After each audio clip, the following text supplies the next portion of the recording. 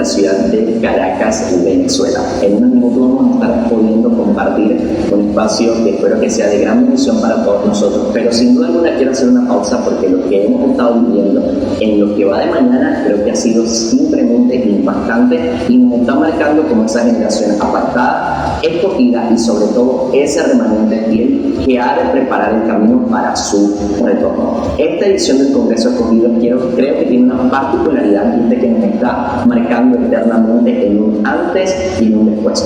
Todo lo que habíamos considerado correcto bajo nuestra propia percepción está siendo removido y estamos siendo afirmados en la verdad de nuestro Padre Celestial. Y como generación eso es algo trascendental, porque para poder permanecer en su altar necesitamos despojarnos de todo lo que consideramos correcto para aferrarnos y afirmarnos en lo que realmente es correcto para Él, y ciertamente que es su demanda para nosotros poder preparar el camino para su retorno. Así que nos vemos en unos minutos y espero que simplemente sigan manteniendo un corazón enseñable, un corazón dispuesto, un corazón ardiente por su presencia y sobre todo buenos oídos para oír lo que el Espíritu tiene para decirnos en este día.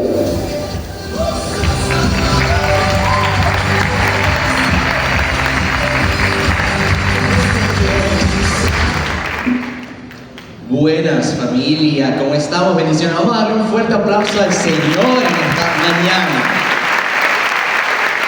De verdad que para mí es un privilegio. Esta es la segunda vez que tengo la oportunidad de ministrar en una plataforma acá en la ciudad de Caracas, Venezuela. Y como escucharon familia, mi nombre es Gabriel, tengo 21 años, soy de Caracas, Venezuela, y de verdad que para mí es un honor poder estar compartiendo estos breves minutos con ustedes, esperando pues que sea el Señor hablando a través de este mensaje. Y que voy a tomar unas palabras que decía nuestra hermana Rosalind temprano, donde nada de lo que estamos haciendo acá, familia, lo estamos haciendo por nuestra propia cuenta, ni lo está haciendo el ministerio Yo Soy un Propósito o cualquier institución religiosa que podamos representar y que estemos acá presentes. Nosotros tenemos que entender en este tiempo que somos imagen, hechura y somos los que reflejan a Cristo, al Mesías en medio de toda la tierra. Y yo he entendido, familia, de que hay mucha gente que nunca va a leer una Biblia. Absolutamente nunca van a entender lo que significa hacer un estudio exegético de la palabra ni profundizar en muchos pasajes, pero para eso estamos nosotros, para que por medio de nuestro testimonio muchas personas sean impactadas por la verdad de nuestro Padre Celestial. Amén. Y partiendo de eso, familia, quiero compartir algo. Esta es la primera vez, le hablaba con Rosalía antes de comenzar esta mañana, de que me estoy estrenando en una plataforma un tanto más grande, ¿no? Yo genero contenido en redes sociales, he ministrado en varias plataformas digitales, pero yo soy más de mi casa, de estar en la comodidad, llegar a muchas personas por medio de ese instrumento que tenemos y que a veces nos hace procrastinar, evidentemente, pero que yo creo es una excelente herramienta para hablar de la palabra. Y en medio de todo eso, voy a compartir rápidamente el título del mensaje que quiero compartir en esta mañana. Pero antes, en la primera porción de la administración, cuando estaba hablando nuestra hermana Rosalind, hubo un momento donde fui ministrado grandemente por parte del Señor, específicamente con la canción que ella trajo y que evidentemente tiene muchos años y la conocemos. Y familia, yo quiero hacerles una invitación, como les decía en el video de introducción, que nos podamos desconectar de lo que creemos saber para aceptar no lo nuevo como algo que brotó de la tierra así sin más, sino realmente ese entendimiento que el Señor está poniendo por medio de su Espíritu en cada uno de nosotros. Y creo que cuando estaba escuchando esa canción, la escuchaba y yo decía, a veces somos tan ligeros para proclamar nuestro amor al Señor y muy pocas veces nos comprometemos para amar al Señor. Porque es muy fácil, familia, cantar y declarar de que el Señor nos quebrante, que nos moldee, que seamos su obra, su hechura, que seamos su imagen. Haz conmigo como tú quieras, cuando tú quieras y de la forma que quieras. Es decir, destrózame si es necesario. Pero en el momento, como diríamos en Caracanela chiquita, ¿verdad? Estamos llorando y decimos, Señor, ¿hasta cuándo voy a ser tu mejor guerrero? ¿Sí o no? Cuando ustedes están ahí pasando situaciones en la universidad, en el trabajo, con su familia, dicen, Dios mío, otro año más, voy a matricular para el 2026 y sigo siendo el mejor guerrero del Señor. y nadie más parece que están listas porque a mí me pasa de todo, me roban, me atracan, me cobran el dólar a paralelo y no se ve, no cobro en el tiempo que tengo que cobrar y estamos en esa búsqueda constante de un por qué, Señor, me pasa esto a mí. Y realmente pensaba en medio de la canción y de la alabanza si habíamos entendido el peso de esa administración.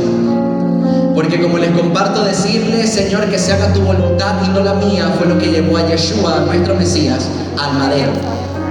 Y la misma canción lo dice, y dice, Señor, yo quiero ser más como tú. Y hay un pasaje que creo que durante mucho tiempo lo hemos tomado de una forma apostólica, profética, súper ministerial para decir, y cosas mayores que Él hizo, nosotros haremos. Pero el hacer cosas mayores, también en la lista está morir como Él murió. Morir a su voluntad y morir a su ego. Y ciertamente decía nuestra hermana Rosalín temprano de que el Congreso se llama escogidos y sabemos la palabra célebre de que muchos son llamados, pero pocos los escogidos. Y yo quiero partir de esa premisa. El mensaje que quiero compartir en los próximos minutos tiene un título un tanto aterrador, realmente. Y esa es la intención del mensaje, realmente no de aterrarlo, no de que salgan corriendo y digan este loco más o menos donde lo sacaron los pastores, sino que desafíe su fe y desafíe nuestra vivencia como jóvenes en medio de un mundo que no va a ser para nada condescendiente con nosotros, muchachos. Yo tengo 21 años y les aseguro y les compartí a los pastores mientras llegaba acá a la ciudad que, como decimos acá en Venezuela, he llevado más gata que una gata ladrona. He llevado palo como no tienen idea en las iglesias, en los ministerios, en el liceo, en la universidad, no porque no estoy estudiando. En mi vida personal, de forma familiar, he tenido a veces que llevar tantas cosas que yo pudiera decir que injusto es Dios. Pero hay un pasaje que a mí me fascina y que quiero empezar con eso en esta mañana, y en Gálatas capítulo 6, el versículo 13, y creo que muchos lo sabemos, pero yo sé que esta palabra va a marcar profundamente el corazón de muchos, porque yo he podido percibir de parte del Señor en esta ciudad, y específicamente en el estado Zulia, de que mi generación, es decir, nosotros como generación familiar, sé que estamos cansados de los mismos mensajes domingo a domingo. Y voy a ser un tanto sin misericordia en varios aspectos, porque yo necesito, familia, de que como jóvenes realmente sepamos lo que estamos viviendo y lo que vamos a enfrentar. Si nosotros pensamos que el Evangelio sigue siendo simplemente hablar de salvación y de amor, familia, vamos a repetir los mismos errores que repitieron los cristianos hace 30, 40 años atrás. Venezuela va a seguir estando como está si nosotros no hacemos lo que tenemos que hacer. Si nosotros no somos lo suficientemente valientes de decirle a un sistema político, cultural, religioso, el que sea, hasta aquí, porque yo conozco quién soy y hacia dónde voy. Y de eso se trata ser escogido. Y el mensaje básicamente tiene por título Persecución, el verdadero altar. ¿Estamos aquí, familia? Y sé que como les comparto el título puede ser un tanto aterrador de que vértiale, como decía Rosalín, no va a caer la recluta. No estamos hablando de eso, familia. Pero antes de poder entrar en contexto, Gálatas capítulo 6, versículo 13 dice, Gálatas 6, ya les comparto el pasaje, el versículo, 14, dice, pero por el contrario, por mi parte, el Señor no permita que yo me jacte de nada, excepto por el madero de nuestro Señor Jesucristo. Por Él, en lo que a mí se refiere, el mundo ha sido clavado para morir en la estaca, en el madero, en la cruz. Y por medio de Él, en lo que a mí se refiere, yo he muerto en la cruz. Y estábamos en el tiempo de administración y todo esto, y yo podía percibir de que aquí hay aproximadamente 500 personas. Y a pesar de que el Congreso se llama escogidos, tenemos que pasar un proceso bien riguroso de entrada. Seguramente muchos perdieron sus brazaletes, otros se los ganaron. Pero la realidad, y sé que sonará triste, lamentable, pero hay que ser honestos. La realidad es que de los 500 que estamos acá, no todos son escogidos. Porque podemos haber recibido el llamado de parte del Señor, pero como lo decían temprano, nosotros tenemos que asumir el reto. Y no todos asumen el reto. Porque ni siquiera los discípulos de nuestro Mesías asumieron el reto, porque conocemos la palabra en Mateo 16. Quiero que leamos el versículo 24 y el versículo 25. Este texto me llegó en la administración, así que multimedia no lo tiene. Pero dice: y entonces el Señor le dijo a sus discípulos: si alguno quiere venir en pos de mí, niéguese a sí mismo, tome su cruz y sígame constantemente. Porque el que quiera salvar su propia vida la destruirá, pero quien la pierda por amor a mí, la encontrará. Y este pasaje a lo largo de mucho tiempo ha servido para decir: tenemos que ir a evangelizar a la plaza, tenemos que hacer adoración pública, tenemos que alcanzar a todas las personas que sea posible. Pero creo que no habíamos leído el pequeño detalle, que este mensaje de parte de nuestro Mesías, de parte de Jesús, no fue para las multitudes. Este mensaje fue para sus discípulos. Y parece un tanto incoherente pensar de que Yeshua le iba a decir a sus discípulos: hey, si quieres seguirme, entonces toma tu cruz y sígueme, porque se supone que ellos ya tenían que haber tomado su cruz y tenían que haber entendido lo que el Señor iba a hacer. Y quiero que lo volvamos a leer, porque dice: ¿a quién le estaba hablando Jesús? No le estaba hablando a las multitudes, no le estaba hablando a los 5,000 de la multiplicación de los panes y de los peces, le estaba hablando a 12, le estaba hablando a sus íntimos, a los que él había escogido, y aún así le dijo: y el que quiera seguir siendo mi escogido, tome su cruz y sígame. Y qué poderoso. Yo recuerdo que cuando leía este pasaje hace unos meses atrás, yo decía: ya va, pero ¿cómo Jesús le va a decir a sus propios discípulos: hey, si queréis aceptarme la oferta, pues bueno, sígueme? Cuando se supone que él le estaba hablando a los entendidos, se supone que él le estaba hablando a los imperfectos, pero que habían entendido que su perfección estaba en él.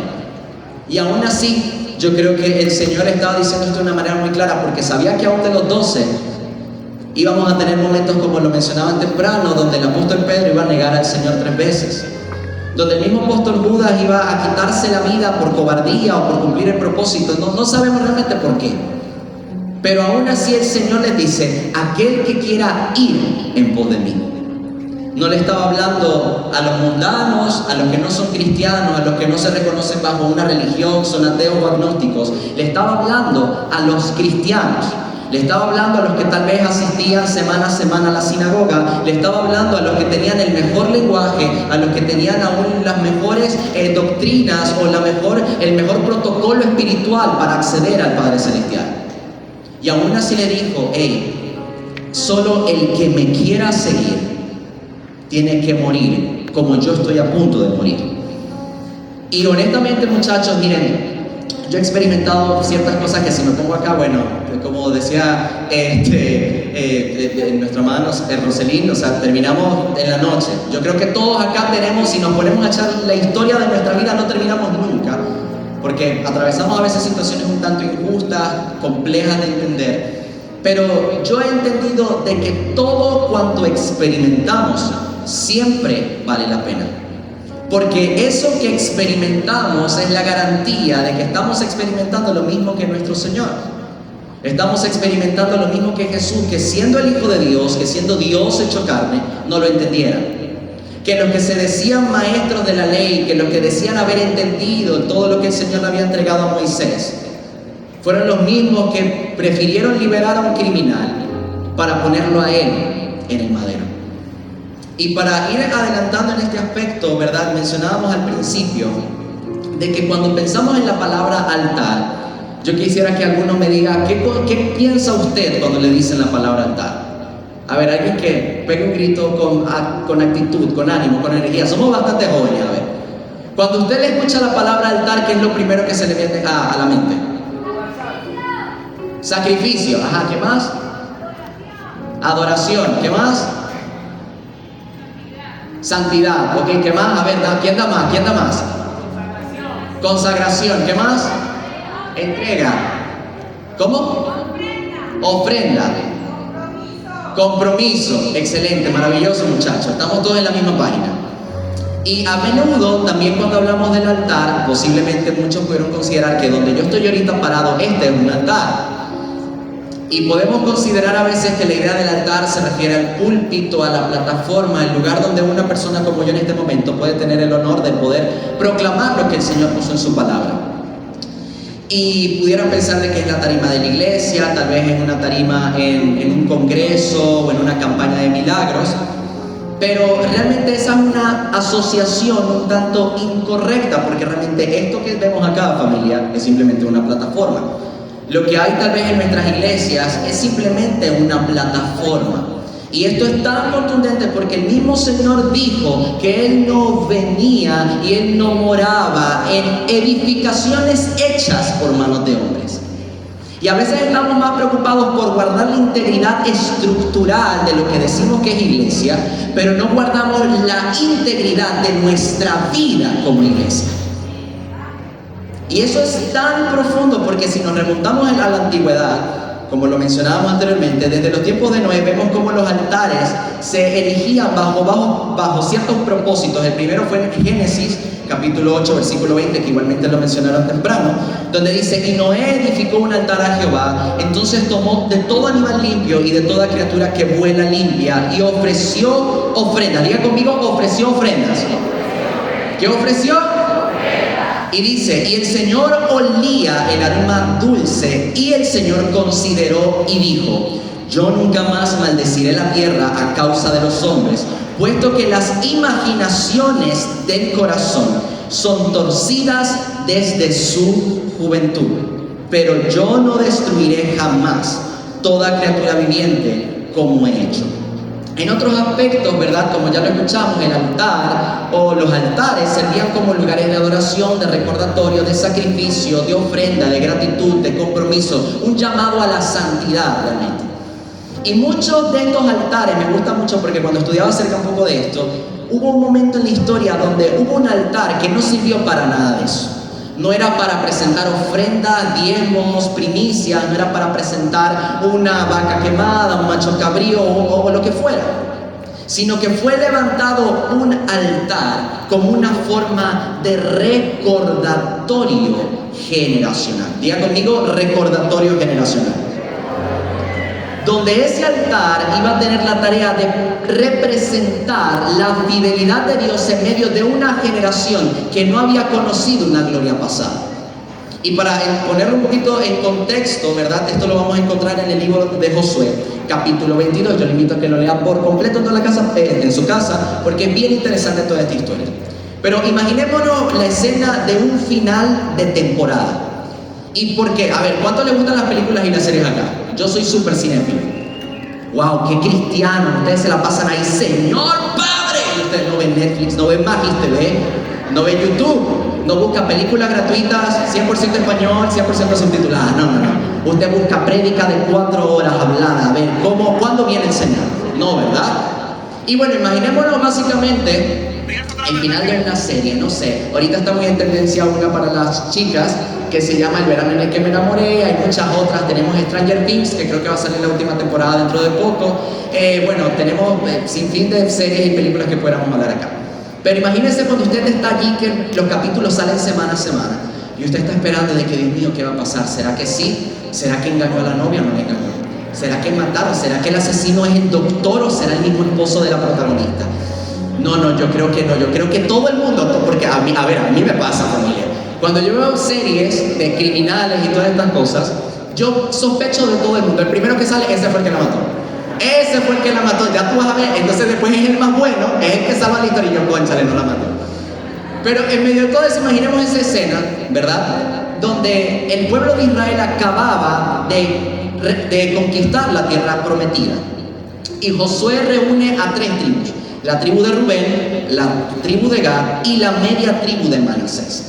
Ellos habían peleado juntos y básicamente Josué está agradecido por la valentía de estas 2 tribus y media, de estas 3 tribus básicamente, y le da el Señor una bendición a ellos y los envía al lugar donde ellos ahora iban a pasar a reposar y a descansar de todo lo que el Señor les había permitido experimentar. Recordemos que la historia de Israel en el desierto es un tanto trágica. Iban a entrar a la tierra, mandaron a 2 espías, el Señor no permite que entren, empiezan a vagar por 40 años en el desierto y parecía básicamente en la actualidad la pareja volviendo con su ex. Israel volvió con su ex, que era el desierto, porque no habían superado a Egipto. Y en vez de aceptar la tierra profetizada, que era la sierva, la idónea, el territorio preparado, Israel prefirió volver al Egipto espiritual en medio del desierto. Pero bueno, eso es un chiste medio malo ahí también, ¿no? Y en medio de eso, cuando ya el Señor les dice, ok, ya hemos terminado la labor, ya hemos entrado en la tierra profetizada, Melvin, tú vas para allá, pastora Katimari, tú vas para allá, profeta Juliana, pastores, en fin, la iglesia tal va para allá, la tribu tal va para allá, y empezaron a distribuir las tierras. Y en medio de eso, ¿verdad? Mientras ellos regresaban a su tierra, la tribu de Rubén, de Gad y de Manasés decidieron construir un enorme y llamativo altar a la orilla del Jordán. Repita conmigo, altar llamativo. Ellos hicieron un altar que le generó caspa a las otras tribus de Israel, básicamente. Ellos venían de haber visto la bondad del Señor 40 años en el desierto, y aún así, por la necesidad que había en su corazón, ellos levantan un altar bastante llamativo a las orillas del Jordán. Pero las demás tribus no conocían el por qué era ese altar. Solamente vieron, me imagino que un monolito, alguna cuestión así súper extraña, y dijeron, mi alma, pero eso como que no es de Dios, eso que están haciendo como que está como extraño. Y en medio de eso, ellos le empiezan a decir, empiezan como a mandarles amenazas a estas tres tribus diciendo, hey, nosotros venimos de pasar 40 años en el desierto, ni se les pase por la mínima idea ir en pos de otros dioses, de volver a caer en idolatría, de volver a adorar a un Dios que no sea el Señor, porque nosotros no queremos morir con ustedes. Y entonces evidentemente las tribus le empiezan a decir con tal certeza a las otras tribus de Israel, le dicen, no te preocupes, si nosotros hicimos este altar y Dios no nos mandó, pues Él nos va a juzgar, y si lo hicimos bien, pues Él nos va a recompensar. Pero en este aspecto las tribus declararon el por qué habían levantado ese altar tan llamativo, pero que les había generado un poco de incomodidad a los otros hijos de Israel. Y básicamente ellos dicen de que el altar no había sido construido para ofrecer sacrificios, repita conmigo, sacrificios, no era un altar de ofrendas, digo ofrendas, ni era un altar para darle a Dios. Era un altar para que sirviera de recordatorio. Básicamente era una réplica del altar principal del tabernáculo, y lo hicieron porque les preocupaba de que a causa de que ellos estaban al otro lado del río Jordán, es decir, pongámoslo en un contexto criollo. Ellos estaban acá, todo el pueblo de Israel estaba en Maracaibo, y dijeron, bueno mijo, a ti te vamos a mandar para Ciudad Ojeda, te vamos a mandar para Cabimas, te vamos a mandar para Punta Gorda. Y la ciudad de Cabimas, ¿verdad? Las tribus que estaban acá en Cabimas dijeron, hey, ya va, vamos a levantar un monumento que nos ayude a recordar de dónde venimos. Y ojo, no quiero decir de que no me vayan a malinterpretar, yo sé que hay cierto conflicto entre los de la costa oriental y todo eso, no vayamos por ahí, familia. Pero en medio de todo eso, ellos dijeron, nosotros queremos recordar siempre a qué Dios servimos. No vaya a ser que en el futuro los de Maracaibo digan, mi alma, y vos de dónde saliste, vos no sos de Maracaibo, vos no soy del Zulia, porque nosotros somos, no quiero decir ninguna expresión, no vaya a ser que sea fuera de tono en este momento, porque yo soy caraqueño, así que me disculpan el mal uso de su dialecto. Pero entonces, en la ciudad, los que estaban acá en Cabimas dijeron, hey, nosotros queremos hacer esto porque tenemos temor que los que están allá en Maracaibo nos digan que nosotros no pertenecemos al Zulia, que nosotros no podemos vivir como zulianos, que nosotros no podemos adorar a nuestro Dios. Y tenían tanto temor porque creo que conocían muy bien el carácter de los hijos de Israel y sabían que no jugaban carritos sus hermanos, de que aunque venían de la misma familia, venían de los mismos padres, pues se traían a veces sus cuantas cosas. Y en este aspecto las tribus de Israel aceptaron de que se llevara a cabo la edificación del altar, o sea, que se perpetuara el altar y todo esto, pero aún así eso generó cierta división y persecución de parte de las otras tribus ante la tribu de Rubén, la tribu de Gad y la tribu de Manasés. Y quiero que leamos ahora sí el libro de Josué, capítulo 22, del versículo 22 hasta el 27, lo voy a leer, desde el 23 al 27, perdón, y lo voy a leer rápidamente. Dice, y no hemos edificado un altar para volvernos de seguir a Jehová, o para ofrecer sobre él ofrendas quemadas, ofrendas de grano, o sacrificios como ofrenda de paz. Más bien hicimos esto por ansiedad. A ver, ¿cuántos acá se han tenido momentos de ansiedad donde no saben qué hacer? Pero aquí tenemos una gente sana, integralmente, aleluya, den un aplauso al Señor por su mente sana. Y dice entonces la palabra, más bien hicimos esto por ansiedad, porque pensamos, en algún momento en el futuro, los hijos de Israel le pueden decir a nuestros hijos, ustedes no tienen nada que hacer con Jehová, el Dios de Israel. Porque Jehová hizo el Jordán la frontera entre nosotros. Pongamos que el Jordán es el lago de Maracay. Y ustedes, así que ustedes no tienen parte en Dios, en Jehová. Esto es lo que pensaba que iban a decir los hijos de Israel. Y de esta forma, los hijos de ustedes pudieran hacer en el futuro que nuestros hijos dejen de temer a Dios.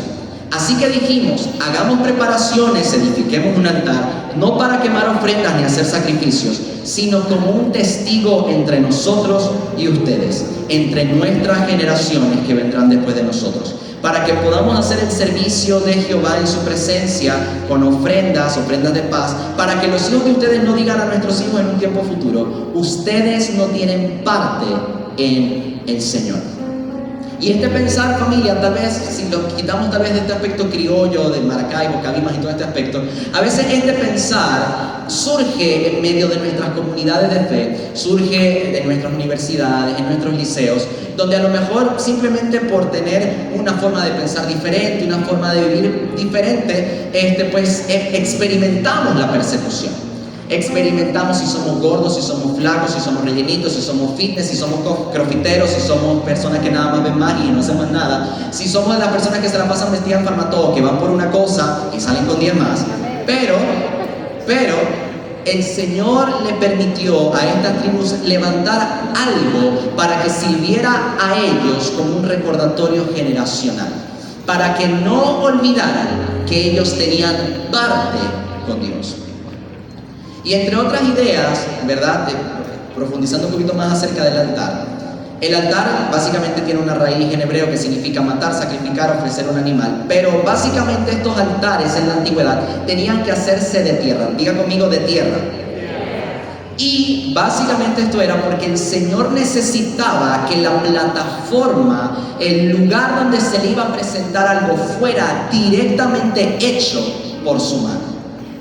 Dios no podía recibir una ofrenda de parte del pueblo de Israel si se había hecho en la plataforma donde iba a ser ofrendado el sacrificio, si había sido manipulado por la mano del hombre. Porque entonces no iba a ser una ofrenda grata al Señor. Tenía que ser un montículo de tierra, o si aún querían hacer un altar de piedra, no las podían trabajar. Es decir, no las podían poner bonitas, sino que agarraron 4 piedras chuecas ahí, las montaron y ese era el altar. Pero no podían cambiar la codificación de lo que Dios había puesto en la creación. Y en este aspecto, ¿verdad? Así como el sacrificio era importante, porque había diferentes tipos de sacrificios, sabemos que todo esto se cumplió con nuestro Señor. Aún así, el altar donde se iba a sacrificar o se iba a ofrendar era tan importante como el sacrificio o la ofrenda que se iba a dar. Porque el altar no podía ser modificado a conveniencia para que todos dijeran, wow, mira, es que el pastor Melvin hizo el mejor montículo de tierra, mira, juntó las piedras más bonitas y a mí me quedaron las chuecas. Sino que tenía que ser bajo lo que el Señor había instruido, había dado. Y aún así, tenía un mensaje mucho más trascendental, no quiero entrar en eso. Porque en la actualidad, familia, nosotros somos el altar, y más que simplemente el altar, nosotros somos el tabernáculo, somos el templo de su presencia.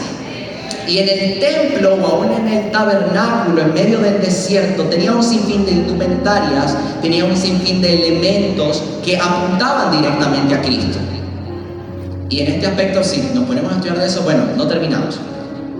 Pero a lo que quiero llegar es de que si nosotros comprendemos ahora de que somos el lugar donde habita su presencia y que nuestra vida representa el altar, donde ya no se va a ofrecer un macho cabrío, una abeja, una vaca o un toro, sino que nosotros somos el lugar donde está ese altar, nosotros somos el altar, pero también nuestra vida es lo que se ofrenda en ese altar. Y el altar, en ese aspecto, si somos nosotros, y para Dios en la antigüedad requería de no ser modificado, ¿por qué como generación somos tan expertos en querer arreglarnos con nuestra propia fuerza para ser aceptos al Señor? Cuando la única forma de que Israel pudiera dar una ofrenda grata al Padre Celestial era si no cambiaba nada y dejara que Él consumiera todo en ese lugar. Y no sé si me están entendiendo, no sé si se están durmiendo, no sé si estamos en la misma página, familia, pero lo que yo como les mencionaba al principio, yo no vine acá, muchachos, honestamente, y lo digo con todo respeto, yo no vine acá a darles un mensaje motivacional de decirle, tú eres el escogido y Dios va a hacer contigo lo que tú quieres y Dios va a cumplir tus sueños y vas a cumplir tu carrera universitaria. No, mis amados. Porque aún si nosotros seguimos buscando nuestros sueños personales, no hemos entendido lo que hizo Cristo. Y lo dice la palabra, no lo digo yo. Porque el apóstol Pablo, siendo una persona de sumo estudio intelectual, tanto así que perseguía a los cristianos en el primer siglo, dijo, yo tengo todo lo que a mí me parece bueno, agradable, lo que a mí me parece el mejor título, tengo la maestría, tengo la licenciatura, tengo el posgrado. Y todo eso lo desecho y lo considero basura con tal de poder alcanzar y ser como Él fue. Y muchos de nosotros a veces estamos tratando de cumplir expectativa tras expectativa. Queremos acoplar el altar para que se vea bueno y bonito para los demás, cuando entonces ese arreglo y esa manipulación tal vez está entorpeciendo un poco el trabajo para que el Señor realmente pueda hacer lo que quiere hacer con nosotros. Y tampoco les estoy hablando, muchachos, de que vamos a vivir una vida desenfrenada, vivan como usted quiera y bueno, y que Dios agarre las obras o los escombros. No quiero que me malinterpreten. Pero ahora hacia donde me quiero dirigir es de que volvamos a la historia de Josué. En el momento en el que el pueblo de Israel, específicamente estas 3 tribus, tenían claro lo que tenían que hacer, ellos hicieron un altar, no para ofrendar, ya lo vimos, ni sacrificar animales, sino como un recordatorio. Pero el hacer algo que fuera de bendición para ellos generó un tiempo de persecución por parte de sus propios hermanos. Y estamos envueltos hoy, familia, en un tiempo de plataformas, de diseño, de ministros, de pastores, profetas, apóstoles que surgen como de la tierra. Y como decimos acá, parece que tenemos mucho cacique y poco indio.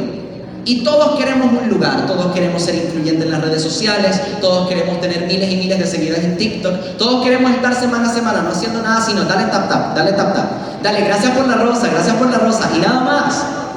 ¿O no han visto esos videos en TikTok? Me van a decir que no. Capaz hasta han dado tap tap y han hecho batallas, hable claro, muchachos. Y que, no, pastor, mire, le tengo la idea perfecta para evangelizar para el Congreso. ¿Qué? Vamos a hacer tap tap en TikTok. ¿Sí o no, Roselín? Tap tap en el live. Me lo encrocotaste, Pedrito, tal cual. Y entonces en medio de eso estamos enfocados más en lo que queremos o para nuestra expectativa es lo mejor para hacer, en vez de realmente evaluar si estamos haciendo lo que ya la palabra nos dice que tenemos que hacer. Y ahora les pregunto, ¿para qué fue edificado el altar en Josué 22? A ver, ¿para qué fue? Va a haber todos una sola voz para recordatorio. 1, 2, 3, ¿para qué? ¿Para qué? Ciudad de Cabimas, teatro, no sé cómo se llama el teatro, me disculpan. A ver, familia, ¿para qué se edificó un altar en Josué 22? ¿Para qué? Para recordatorio.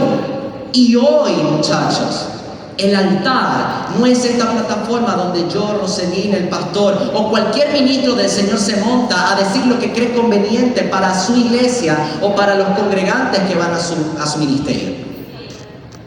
Cada uno de nosotros hemos vivido lamentablemente un cristianismo donde nosotros no nos sentimos parte ni nos hacemos responsables de lo que todos tenemos que hacer. Si nos pasa algo malo fue culpa del pastor. Y si nos pasa algo bueno, fue porque el pastor oró por mí o porque no, yo hice lo que tenía que hacer. Si en este aspecto, si me hablan mal, si me funan en las redes sociales, es culpa del pastor, es culpa del diablo. El diablo la tiene agarrado conmigo o soy el mejor guerrero de Dios. Pero para el pueblo de Israel, estas 3 tribus que se diasporizaron en cierto aspecto para el otro lado del Jordán, lo que ellos hicieron para su beneficio, para su crecimiento de relación con Dios, les generó persecución. Ahora, aquí podemos insertar una pregunta crucial.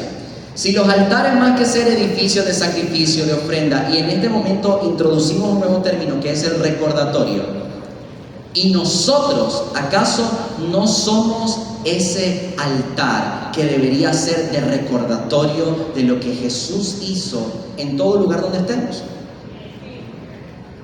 Porque a veces pensamos de que solamente yo vivo en santidad cuando me voy a montar acá. El que tiene que vivir en santidad es el pastor, es el profeta, es el evangelista, es el que tiene una vida aparentemente cristiana y todo el mundo lo ve. Pero ¿acaso yo no he aceptado la salvación de Jesús? ¿Acaso yo no he aceptado de que Él me salvó, me redimió? Pero tomamos, familia, lamentablemente la salvación a nuestra propia conveniencia. Porque entonces, claro, cuando nos la vemos en la chiquita decimos, no, es que tú sabes que yo no puedo. Yo no puedo, pero el Señor me salvó, el Señor me perdona. Pero entonces en el momento donde tienen la oportunidad de ser testimonio, de alcanzar a más personas, no por medio de palabras, no por medio de Filipenses 4:13, todo lo puede en Cristo, de tal manera amó Dios al mundo. No. En el momento donde cuando a ti te toca escuchar, cuando a ti te toca pasar por alto, cuando a ti te toca poner la otra mejilla, cuando a ti te toca soportar la persecución, no lo hacemos. Entonces aquí otra pregunta clave. ¿Realmente hemos entendido el canto que trajeron los de la alabanza hace rato? Quebrántame, Señor, quiero ser como tú. Ya va. ¿Y qué es ser como Él, muchachos? Y hace unos años atrás recuerdo que la primera vez que vine acá a Cabimas fue en el 2021 y el Señor pues me permitió con un grupo de jóvenes de acá de la ciudad abrir un tiempo devocional muy íntimo, muy personal. Y la premisa del grupo era, o es, porque el grupo sigue persistiendo para la gloria del Señor, ¿qué haría Jesús? Y esa premisa la empleamos de una forma bien poderosa, bien impactante. Y yo decía, claro, a usted por lo menos se le colean en la cola la gasolina y usted pregunta, ¿qué haría Jesús? A usted está trabajando en el sector público y le pagan ABCD, usted dice, ¿qué haría Jesús? Usted le quieren vender los dólares al paralelo y usted dice, Dios mío, no me voy a ir, me pagaron ABCD, no me alcanza ni para el perrito de $1. Pero bueno, ¿qué haría Jesús? Y esa pregunta quiero que quede en lo profundo de su corazón, porque tiene que ser la que marque todo nuestro caminar como creyentes. Cuando usted le moleste algo, pregúntese, ¿qué haría Jesús en su lugar? Cuando usted esté a punto de hacer algo, usted se pregunta, ¿esto lo haría Jesús en mi lugar? Porque Jesús, familia, no es una imagen súper espiritual de Dios, de que Él caminó, levitó y como caminó sobre las aguas hizo más que nosotros. Porque la Escritura es tan clara que dice de que Él, siendo en forma de Dios, no estimó su posición con tal de que todos nosotros le pudiéramos reconocer. Amén.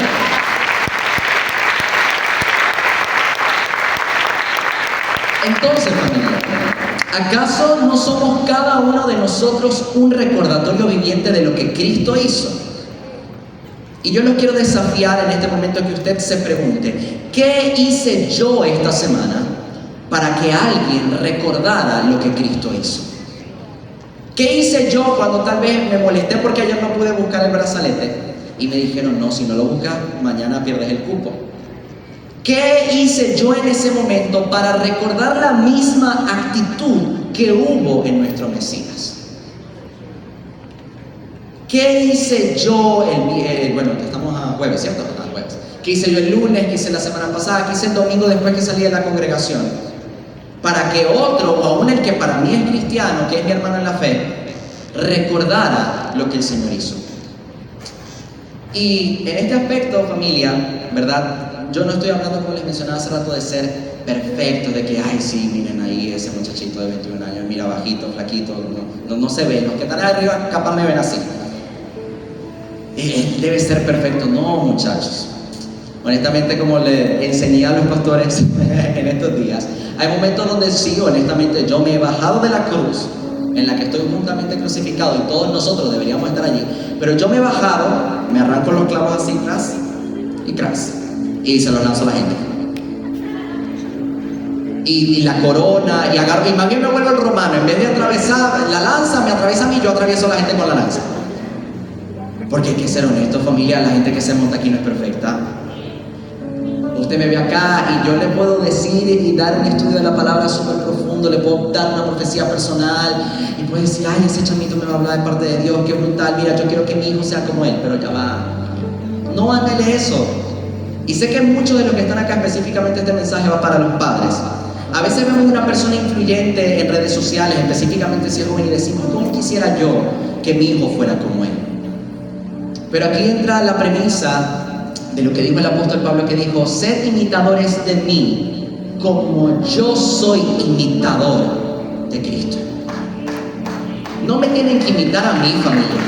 No tienen que imitar a Itiel Arroyo, a Marco Pimentel, a Marco Carlito, o a la plataforma religiosa y ministerial influyente que usted quiera. Usted tiene que velar y preocuparse por ser correcto representante de Cristo acá en la tierra. Y no espere mucho, no espere aplausos, no espere reconocimiento, no espere millones y millones de likes en TikTok, ni tap-taps, ni nada por el estilo. Porque Cristo, siendo Dios, siendo el que nos sacó de nuestra condición de maldad, murió injustamente, y el profeta Isaías declaró, y a nadie le importó. Y recuerdo que hace unos meses atrás meditaba en ese pasaje y a mí me generó tanto conflicto, porque yo le dije honestamente al Señor, Señor, yo no entiendo lo que tú hiciste por mí. Porque a la primera de cambio que alguien habla mal de mí, yo quisiera hablar mal de él también.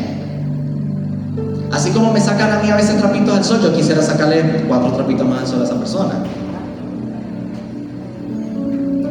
Porque a lo mejor si una persona me insulta en medio de una cola en Farmatodo, se me colean, se llevan el último, no sé, Doritos que hay, Flaming Hot. Yo digo, verga, se acabaron, Cuando a lo mejor veo que tenía 1035 seguidores y mañana tengo 1034, verga, ¿quién me dio un follow ahí? O mira, publiqué un estado y la persona que yo quiero que me responda no me respondió. O por lo menos los que tienen parejas, novios o novias, entonces dice, Bertial, mira, ves, me está ignorando. Yo publiqué una foto, le dije, buenos días, mi amor, ¿cómo estás? Te amo, te quiero. No me respondió nada.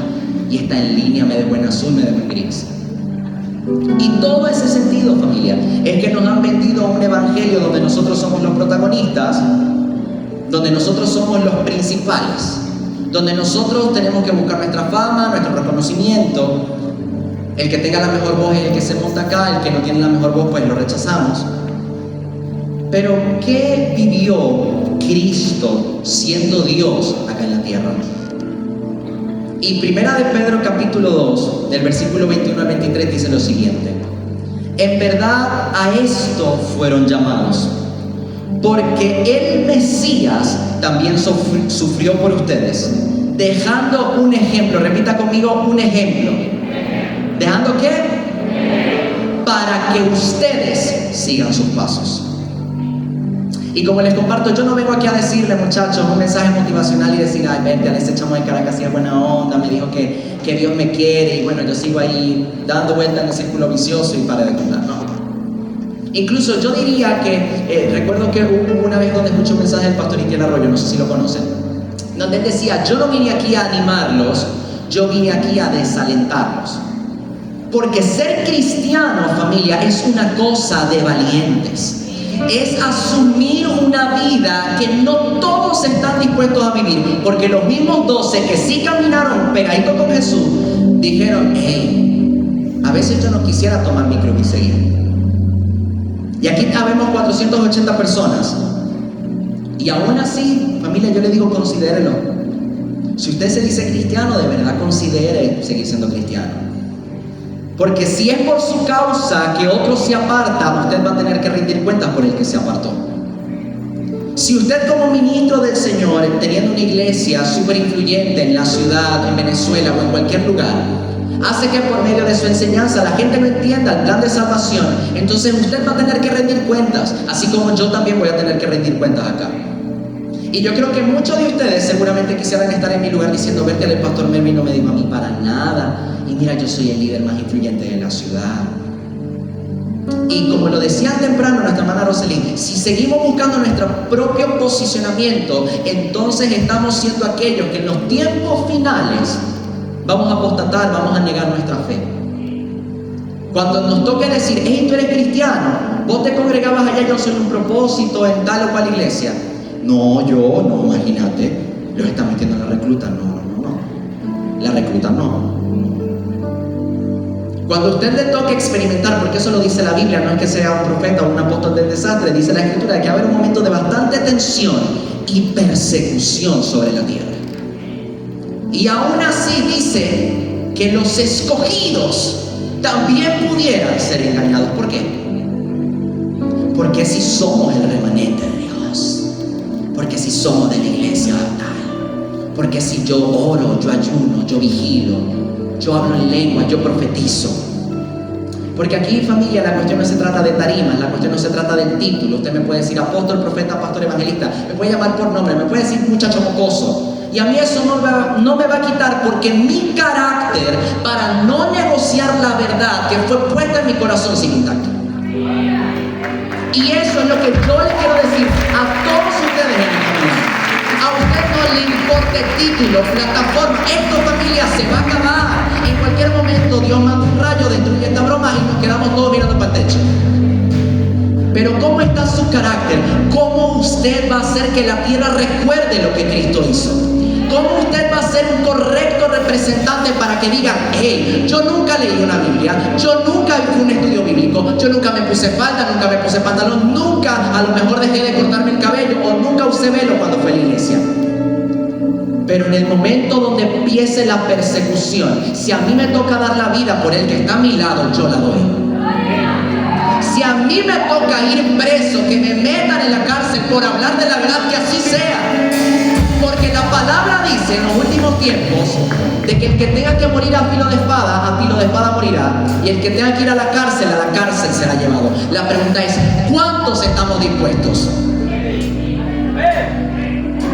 Y hermano, piénselo. Yo no estoy buscando que aplausos ni reconocimiento ni digan, wow, qué buena oratoria tiene ese muchacho de Caracas. Porque realmente eso a mí no me importa. Yo me voy para mi casa, ustedes mañana seguramente van a estar en una crisis existencial y ni los pastores ni yo vamos a poder hacer nada. Y yo mañana seguramente tendré una crisis cuando me vaya. Dios mío, qué abismo. Entonces, muchachos, la Biblia es muy clara al respecto en 1 Corintios capítulo 6, versículo 19 al 20, que dice: ¿o no saben que su cuerpo es un templo para el Espíritu del Señor, que vive dentro de ustedes, el cual recibieron de Dios? El hecho es que ustedes no se pertenecen a ustedes mismos, pero fueron comprados por precio. Y sigue diciendo, por lo tanto, usen sus cuerpos para glorificar a Dios. ¿Cómo estamos usando nuestro cuerpo? ¿Cómo estamos utilizando nuestra oratoria? ¿Cómo estamos utilizando la voz que Dios nos dio? Y aquí no voy a entrar en temas álgidos porque no quiero herir sus sensibilidades en ese aspecto. Pero aún el don que usted tiene para cantar, para predicar, el don que usted tiene para enseñar, esto va para ministros, para no ministros, para líderes, para no líderes, para todos los que estamos acá. Todo lo que usted tiene fue comprado por Él y para Él. Nada les pertenece. Nada. Aleluya.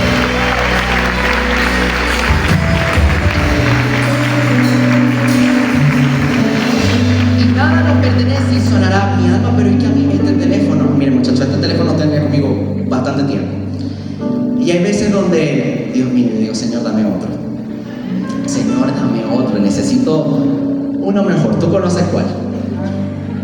Y en medio de eso, con eso, familia, he podido grabar videos, he podido llegar a personas, he podido atender llamadas de personas que necesitan una asesoría, una consejería o lo que fuera. Y hay momentos donde incluso, ¿verdad? Yo pudiera decir, vértale, pero es que Dios no me lo cambia. No, pero es que al final y al cabo solo le pertenece a Él. Hay veces que incluso estoy abarrotado de chats. Y aquí la profeta Juliana tiene un conflicto, ¿verdad? Porque dice que los que ponen los mensajes temporales en WhatsApp son personas que les falta como un tornillo, porque dice, hey hermano, te envían algo importante y no lo lees. Y bueno, yo no tengo esa configuración, pero sí soy de que dejo en gris, dejo en azul, no respondo mañana, no te respondo nunca, no es personal, es que soy así. Y hay momentos donde a veces estoy tan abarrotado de mensajes y me escribe uno y me escribe el otro, me funan por las redes, no me funan por las redes, está el otro y me dice, wow, qué bonito video subió, profeta. Y yo digo, hay veces donde yo no quisiera hacer nada. Quisiera estar modo tap en TikTok. Estar ahí procrastinando.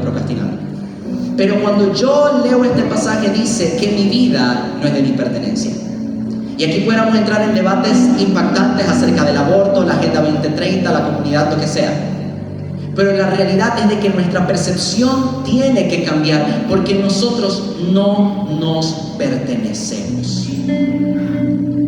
No se trata de su vida, no se trata de sus sueños personales, no se trata de su forma de cantar, no se trata de su elocuencia para hablar, porque todo lo que tiene de manera física e intangible es por Él y para Él.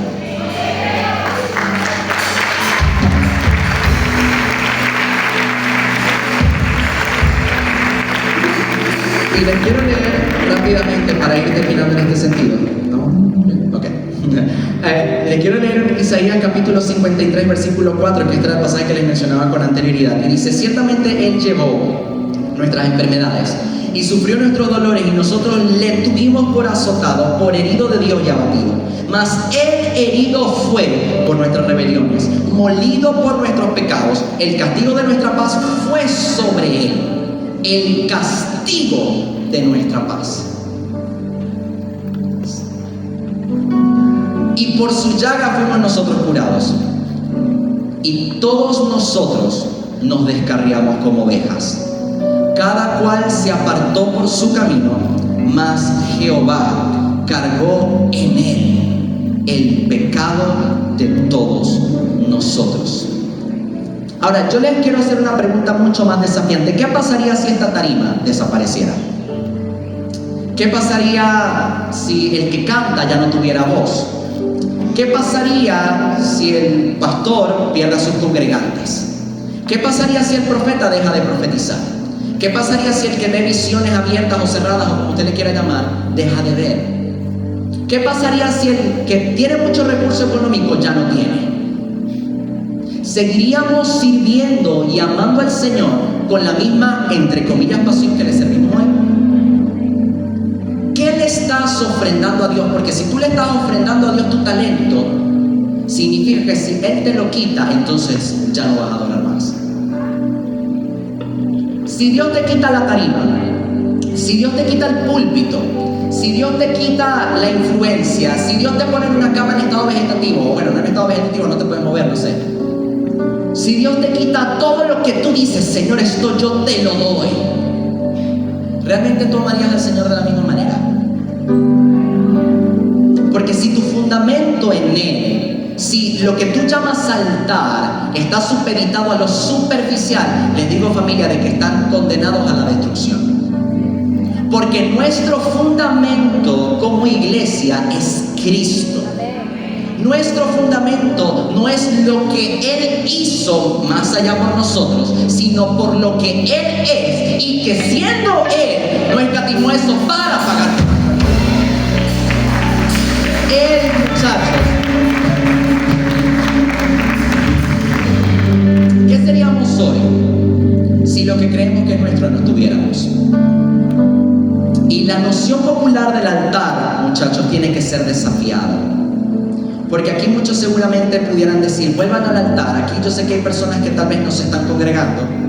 Hay personas que tal vez se apartaron del Señor porque estaban asqueados del sistema que nunca les brindó una solución para realmente conectar con Cristo. Y aún así, la pregunta es, ¿a cuál altar vas si tú eres el altar? ¿A qué lugar te están pidiendo que vayas para reconectar con Dios cuando Dios mora en tu corazón? El que se apartó no necesita venir a este lugar para reconciliarse con Dios. Necesita solamente una palabra, porque la palabra dice de que, Señor, envía la palabra, no tienes que ir al lugar, porque con una palabra bastará.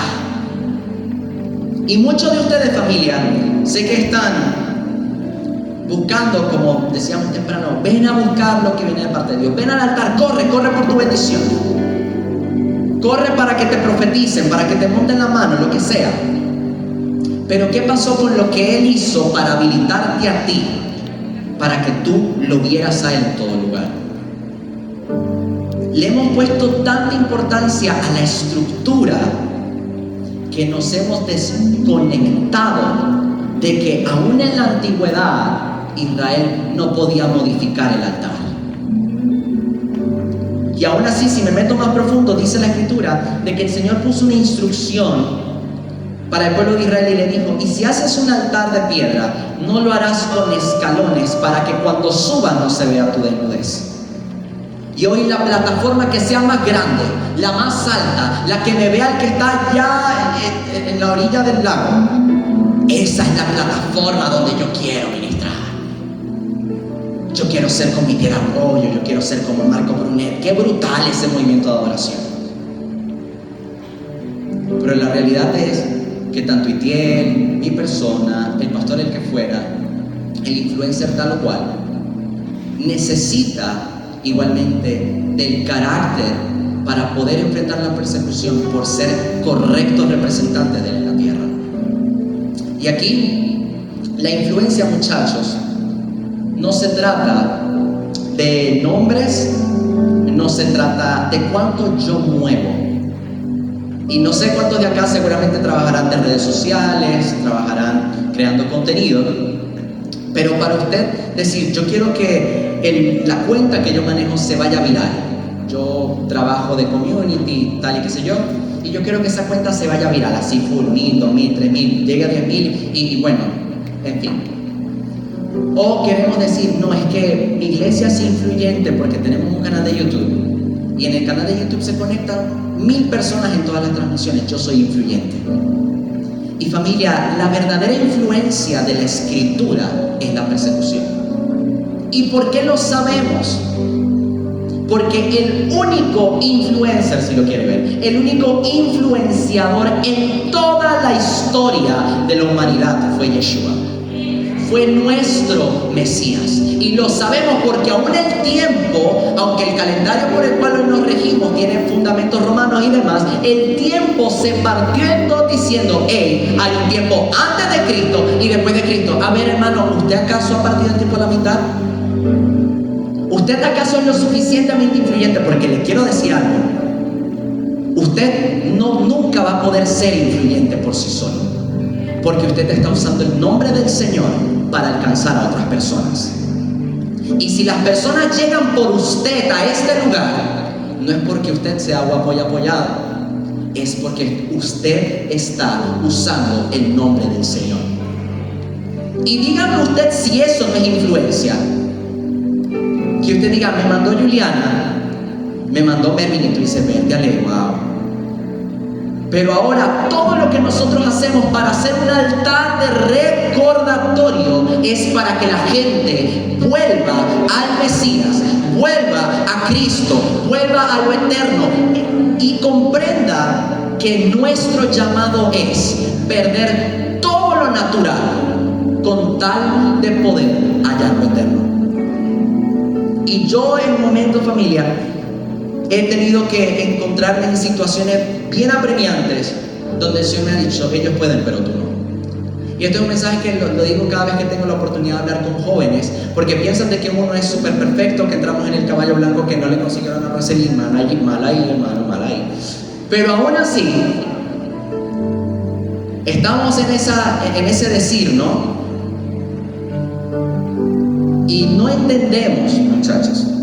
Creo que durante mucho tiempo, y voy a decir algo que va a ser desafiante, pero es una verdad. Si el cristianismo fuera la religión más influyente en toda la tierra, no hubiera conflicto en Gaza, no hubiera conflicto entre Rusia y Ucrania, Venezuela no estuviera como está. Entonces, ¿por qué nos jactamos y nos llenamos la boca de decir que somos influyentes cuando no sabemos representar su nombre acá en la tierra? Hemos usado el nombre del Señor en vano para edificar estructuras que le glorifiquen a Él, pero donde Él no está en la ecuación.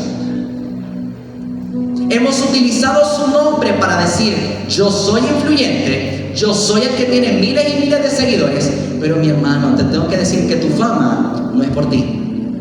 Tu fama es por el nombre que estás usando mal. Y ningún influencer, y póngaselo a pensar, le dejo la tarea. Ningún influencer hoy en la actualidad es influyente por su propia cuenta, porque siempre necesita hacer la imagen de una marca, siempre necesita venderte un producto, siempre necesita venderte un taller para decir, mira, ese es el que vende talleres de marketing, wow. Pero si le quitas el producto ya no es influyente. Si a las Kardashian o a Kylie Jenner o lo que fuera le quitamos su nombre, su programa de televisión, le quitamos su marca de maquillaje, ya no son influyentes. El único influencer en toda la historia se llama Jesucristo, se llama Yeshua, nuestro Mesías. Y en ese aspecto, muchachos, si queremos ser como Él, tenemos que estar dispuestos a cargar nuestra cruz. Si queremos ser como Él, tenemos que estar dispuestos a ser vendidos por nuestros propios hermanos. Si queremos ser como Él, tenemos que desconectarnos de lo que creemos correcto, considerar todo lo que tenemos en nuestro corazón como basura para que Él sea exaltado. Y de verdad, lamento si muchos de los que están acá dicen, no, ese está diciendo locura, porque yo sí muevo gente. Yo llamo y la gente, miren, rapidito viene. Yo monto un estado que estoy haciendo un sorteo y vendo los números en 20 minutos. No he publicado el estado y ya vendí todos los números del sorteo. Y ahí vemos de que las naciones de la tierra están necesitadas de lo natural para poder ser influyentes en la tierra. Ahora la pregunta es, ¿usted por qué influencia se va a dejar llevar? ¿Por la del mundo, por la tendencia, por la del tap en TikTok, o por la de la persecución? Porque Yeshua fue perseguido no por predicar una mentira. Yeshua fue perseguido por proclamar la verdad. Y los que se decían ser sus guardianes, los que se decían ser entendidos en los tiempos, fueron los que los pusieron en un madero. Entonces, ¿qué esperanza tenemos tú y yo? A veces queremos de que la gente nos lance la alfombra roja como si estuviéramos en los Oscars. Y no, mi hermano, la alfombra que seguramente te vayas a tocar no es una alfombra muy bonita, no es la más limpia, no es la más reluciente. Y para cerrar la idea, yo he tenido que entender que, como dicen ahí, uno no es monedita de oro para agradarle a todo el mundo, ¿no? Y me he encontrado en situaciones donde hablan de mí, no hablan de mí, dicen que digo locuras, que se me cruzan los cables de vez en cuando. Pero aún así yo digo, si lo que yo sé y lo que estoy practicando como mi fe me está llevando a ser como Él, la única garantía de serlo es que sea perseguido. Usted puede ser el cristiano más ejemplar, más espectacular, con las mejores imágenes en Instagram, y usted pone la fotico de su devocional, aquí en mi tiempo con Dios, y una canción de Marcos Brunet de fondo, un cafecito, usted sabe, aquí conectando con Dios. Pero eso, familia, no es garantía. Porque yo le pregunto a usted, si el día de mañana, o incluso ahorita, ¿qué pasará? Me voy a poner drástico y dramático acá. Si entraran a buscarnos ahorita y dicen, hey, ¿quién es cristiano acá? Porque lo vamos a fusilar. Mire, hermano, nadie se va a dejar fusilar. Porque ni yo también salgo pirado. Esa es la realidad. Yo digo, no, todavía no ha llegado mi hora, tengo 21. Hermano, no me he casado. ¿Qué es eso? Pero si eso pasara ahorita, cantábamos temprano también, ¿qué harías tú si Él estuviera aquí? ¿Cómo adorarías? ¿Cómo cantarías? La pregunta es, ¿cómo cargarías tu cruz sabiendo de que Él la cargó primero por ti? ¿Qué estás esperando? Porque a veces pensamos de que el Señor es deudor de nosotros. Y la realidad es que ya hizo lo que nosotros no podíamos hacer. Señor, dame. Señor, es que imagínate, ya soy tu mejor guerrero. Pero aún así, todo lo que hoy tenemos es gracias a lo que Él hizo. Todo lo que hoy podemos entender de la palabra, y somos prácticos en señalar, en juzgar al que vive o no vive, al que hace, al que no hace, al que se viste o no se viste. Hermano, deja a la gente viva y deje vivir. Porque cada quien rendirá cuentas. Y yo no entiendo cuál es la cuestión que tenemos como cristianos, que le queremos arreglar la vida a todos en vez de arreglar la nuestra primero. Queremos arreglar la vida al vecino, al hermano, al de la iglesia, que nos cae mal, al que no soportamos. Hermano, arregle su vida primero. Yo tengo muchas cosas que arreglar de mi vida y que ahorita no tengo autoridad para decirle no lo hagan o háganlo, porque estoy trabajando en esas áreas de mi corazón. Pero de lo que sí tengo certeza es de que, como lo dijo el apóstol Pablo, que nadie me haga afrenta de esto, porque yo llevo en mi cuerpo las cicatrices que muestran que le pertenezco al Mesías. Tus cicatrices. Y yo quiero, familia, pónganse de pie. Yo quiero que cierren sus ojos y empiecen a pensar, porque aquí tenemos una cuestión, una dinámica espiritual de que esperamos de que Dios descienda, se abra el cielo, la paloma blanca, y yo le digo, ajá, pero ¿qué tenéis que hacer tú para que Dios sea visto por medio de tu vida, para que Dios se manifieste en tu vida? Y el apóstol Pablo lo dijo: yo llevo en mi cuerpo las marcas del Evangelio. Yo llevo en mi cuerpo que todo lo que he padecido ha sido para mostrar que le pertenezco al Mesías. Y yo te pregunto, ¿cuál es tu marca? ¿Cuál es tu cicatriz? ¿Qué es lo que muestra en ti que tú le perteneces al Mesías? Porque la muestra que tú le perteneces al Mesías no es si eres pastor, si eres profeta, si eres evangelista, maestro, apóstol o lo que sea. No es si profetizas, hablas en ciencia, en sabiduría, en lenguas o en interpretación de lenguas. No es el canto, no es el movimiento de la danza. La muestra de que tú le perteneces al Mesías es cuando tú sabes lidiar con lo que se te presenta día a día. Cuando tú dices, mira, mi alma, no tengo para comprar una harina pan, pero yo sé que el Señor es mi proveedor. Mira, estoy pasando una situación de salud, pero la palabra dice de que Él ya me sanó buenísimo. No nos pongamos súper espirituales. Estoy en una cuestión de ansiedad, de depresión, pero que aún yo sé que eso es muestra de que también le pertenezco, porque sigo en un cuerpo que si no depende de Él va a morir. Y considera ahí, ¿cuál es la cicatriz? ¿Cuál es la marca? ¿Cuál es la evidencia de que yo le pertenezco al Mesías? Tal vez puede ser el bullying que te hicieron en el liceo. Tal vez puede ser la persecución que experimentas en el lugar donde te reúnes, te congregas, porque a lo mejor piensas diferente.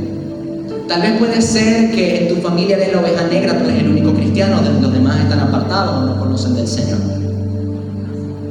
Sea lo que sea, todo eso lo podemos resumir en persecución por vivir como Él vivió. Pero aún así, qué bendición es. Y dice la palabra, bienaventurados los que son perseguidos por causa de mi nombre, porque de ellos es el reino de los cielos.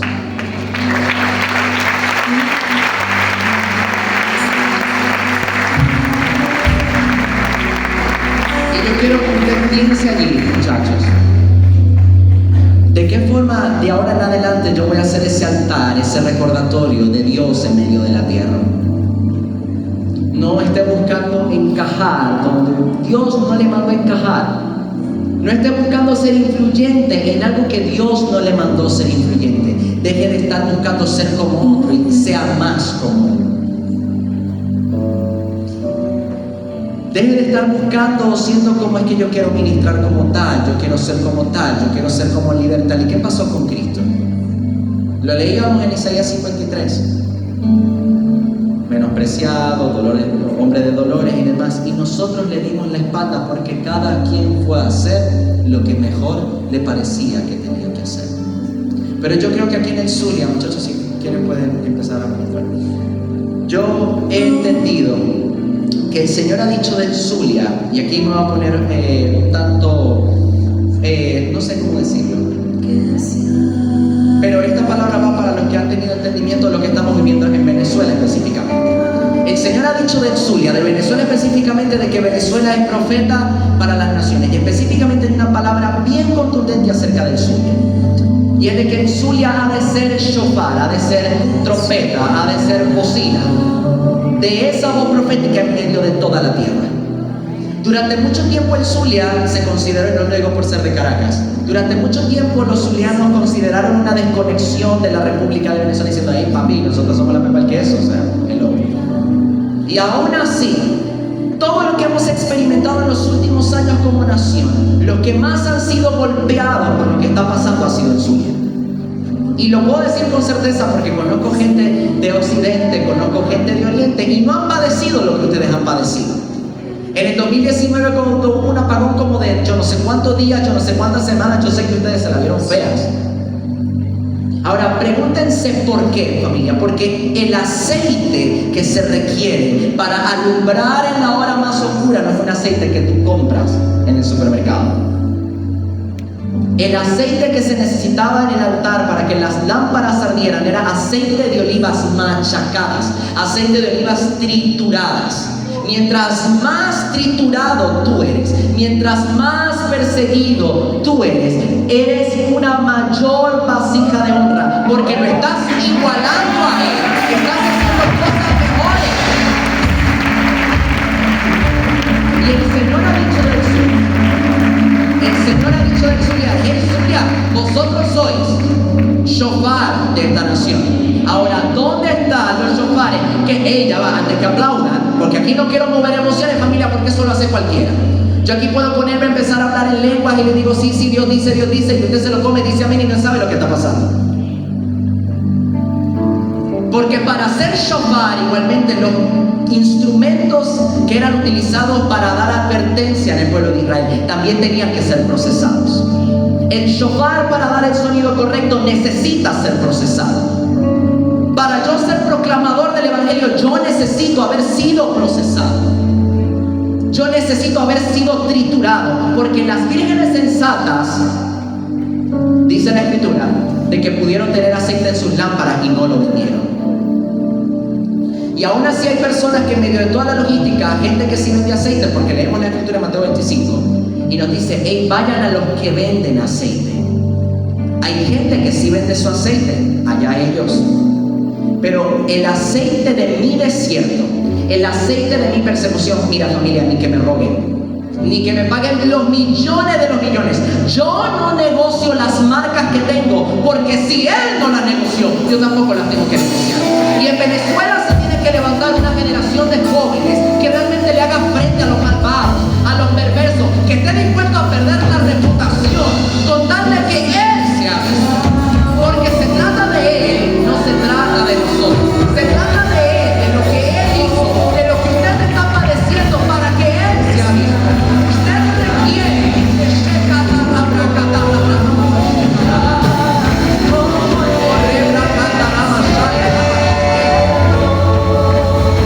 y yo les quiero pedir, muchachos, todo aquel que ha sido procesado, todo aquel que ha sufrido persecución, todo aquel que ha sufrido de cualquier cosa que usted dice, qué injusto ha sido lo que yo he vivido.